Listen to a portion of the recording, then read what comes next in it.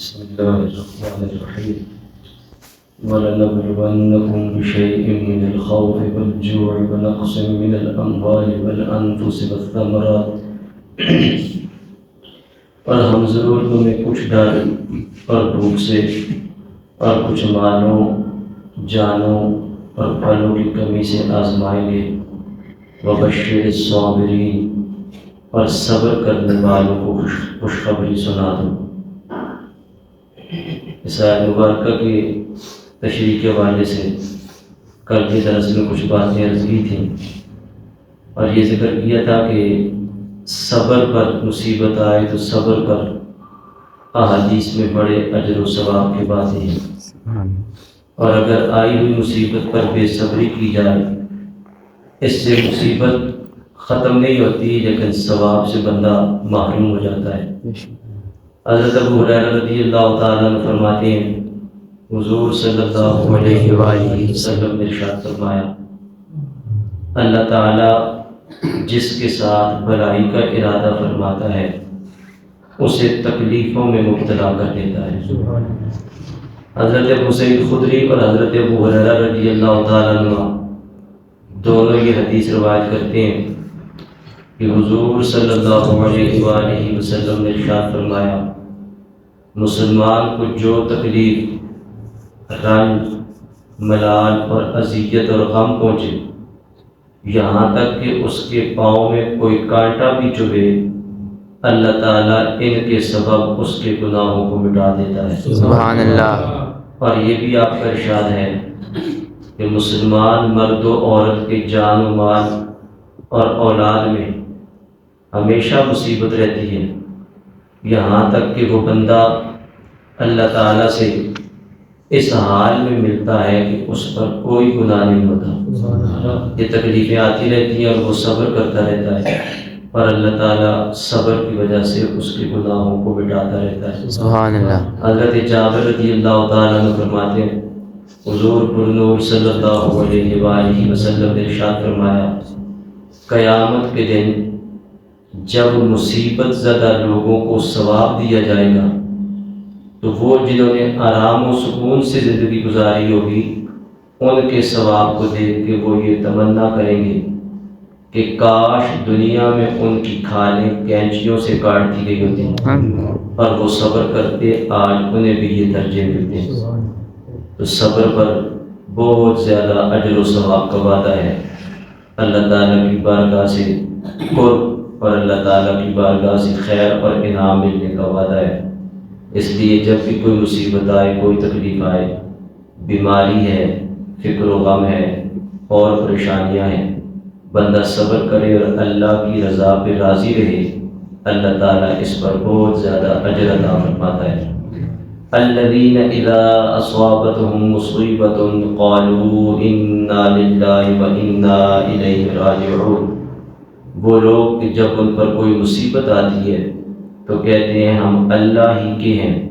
اور ہم اسی کی طرف لوٹنے والے ہیں۔ اس سے پہلی آیت میں مصیبتوں پر صبر کرنے والوں کو جنت کی بشارت دی گئی اور اس آیت میں یہ بتایا گیا کہ صبر کرنے والے وہ لوگ ہیں جب ان پر کوئی مصیبت آتی ہے وہ کہتے ہیں ہم اللہ تعالیٰ ہی کے بندے ہیں وہ ہمارے ساتھ جو چاہے کرے اور آخرت میں ہمیں اسی کی طرف لوٹ کے جانا ہے۔ بے شک احادیث میں مصیبت کے وقت انا للہ و انا الیہ راجعون پڑھنے کے بھی بہت زیادہ فضائل ہیں۔ یہ بات یاد رکھنے کے قابل ہے، ہمارے ہاں یہ کلمہ جب کوئی فوت ہو جائے اعلان ہو تو پڑھا جاتا ہے، اس وقت بھی ٹھیک ہے پڑھا جائے، ویسے بھی کوئی بھی مصیبت آئے چھوٹی بڑی تو بندہ انا للہ و انا الیہ راجعون پڑھے۔ اس پر نبی کریم علیہ السلام نے مختلف احادیث میں اس کی تلقین بھی فرمائی ہے۔ اور کچھ لوگ کہتے ہیں قالوا انا للہ، تو قالوا نہیں، پڑھنے کا جو حکم ہے وہ انا للہ و انا الیہ راجعون۔ قالوا کا مطلب ہے وہ کہتے ہیں، اس کا مطلب یہ ہے کہ ہم نہیں کہتے، آیت جب پڑھی جائے تو پھر تو پورا ہے قالوا انا للہ و انا الیہ راجعون، جب قرآن حکیم میں آیت پڑھی جائے تو یہ پورا پڑھنا ہے، لیکن ویسے جب کسی مصیبت پر اگر پڑا جائے تو پھر یہاں سے انا للہ و انا الیہ راجعون۔ اور ام المومنین حضرت ام سلمہ رضی اللہ تعالیٰ عنہ فرماتی ہیں میں نے سید المرسلین صلی اللہ علیہ وآلہ وسلم کو یہ فرماتے ہوئے سنا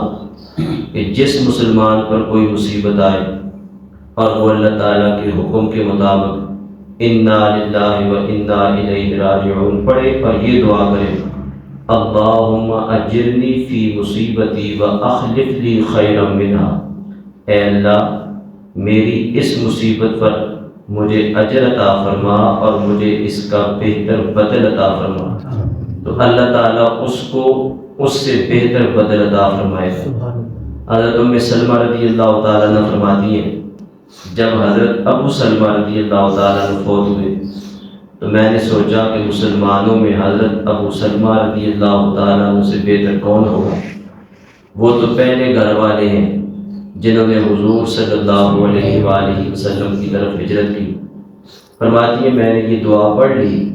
چنانچہ اس دعا کی برکت سے اللہ تعالیٰ نے ان کے بدلے مجھے رسول اللہ صلی اللہ علیہ وآلہ وسلم عطا فرما دی، سبحان اللہ، جو حضرت ابو سلمہ رضی اللہ تعالیٰ عنہ سے بہت بہتر تھے۔ حضرت امام حسین بن علی رضی اللہ تعالیٰ عنہ فرماتے ہیں نبی کریم علیہ السلام نے ارشاد فرمایا جس مسلمان مرد یا عورت پر کوئی مصیبت پہنچی اور وہ اسے بعد میں یاد کرے، مصیبت کسی وقت پہنچی تھی اب راحت میں ہے، اب اس مصیبت کو یاد کیا اور یاد کر کے پھر پڑھ لے انا للہ و انا الیہ راجعون، اگرچہ مصیبت کا وہ زمانہ گزر گیا پھر اس نے یاد کر کے یہ پڑھا، اللہ تعالیٰ اس پڑھنے پر اسے نیا ثواب عطا فرماتا ہے، سبحان اللہ، اور ویسا ہی ثواب دیتا ہے جیسا اس دن دیا تھا جب کوئی مصیبت اسے پہنچی تھی۔ اور ایک مرتبہ حضور علیہ السلام تشریف فرما کے گھر میں چراغ بجھ گیا، آپ نے چراغ کے بجھنے پر انا للہ و انا الیہ راجعون پڑھا، عرض کی کہ یا رسول اللہ یہ بھی کوئی مصیبت ہے؟ ارشاد فرمایا جی ہاں،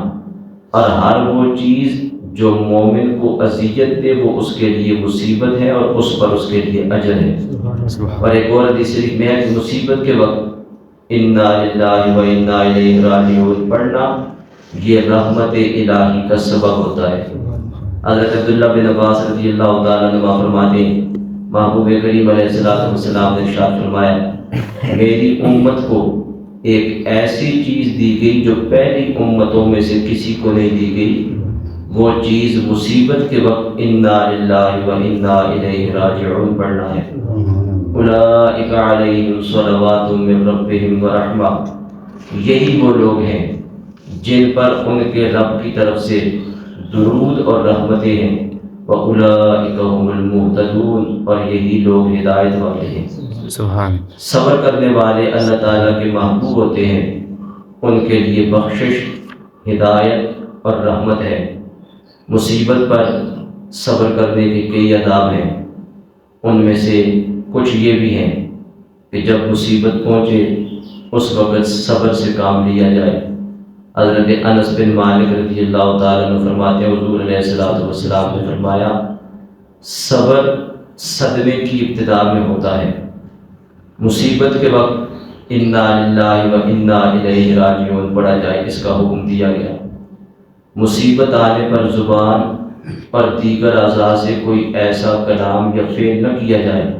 جو شریعت کے خلاف ہو، جیسے زبان سے اللہ تعالیٰ کی بارگاہ میں شکایت کے کلمات بولنا، سینہ پیٹنا، گریبان چاک کرنا۔ محرم کا مہینہ اور آل تشیع یہ سارے کام کرتے ہیں،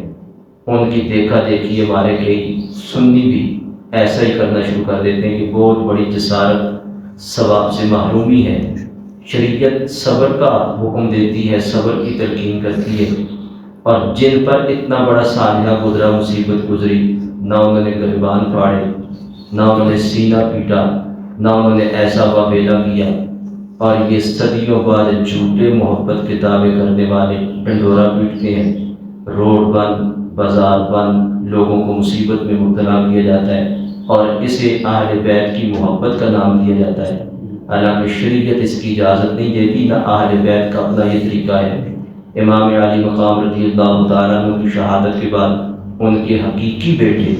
حضرت امام زین العابدین 35 سال تک زندہ رہے، اور جنہوں نے اپنی آنکھوں سے کربلا کا سارا منظر دیکھا، 35 سال حضرت امام عالی مقام کا شہزادہ صبر و استقامت کی تصویر بنا رہا، اور انہوں نے ایسی کوئی حرکت نہیں کی، اور یہ صدیوں بعد پیدا ہونے والے لوگوں کو مصیبت میں مبتلا کر کے سمجھتے ہیں کہ بہت بڑی محبت کا اظہار کیا جا رہا ہے۔ صبر کی سب سے بہترین صورت یہ ہے کہ مصیبت زدہ پر مصیبت کے آثار ظاہر نہ ہوں۔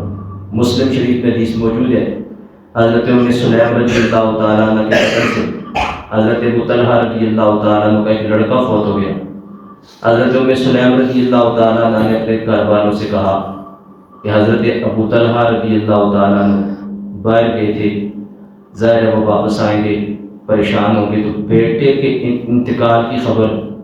اس وقت تک نہ دینا جب تک میں خود انہیں نہ بتاؤں۔ چنانچہ حضرت ابو طلحہ رضی اللہ تعالیٰ عنہ آئے، حضرت ام سلیم رضی اللہ تعالیٰ عنہ نے انہیں شام کا کھانا پیش کیا، انہوں نے کھانا کھایا، پانی پیا، پھر ام سلیم رضی اللہ تعالیٰ عنہ پہلے کی بنسبت زیادہ اچھا بناؤ سنگار کر کے ان کے پاس آئیں۔